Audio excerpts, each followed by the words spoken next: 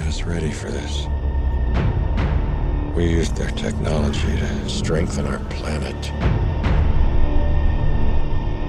But it won't be enough.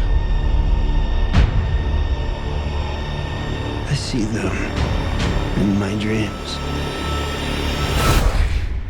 They're coming back. Today, you will once again be fighting for our freedom. Not from tyranny, oppression, or persecution, but from annihilation. And should we win the day, the 4th of July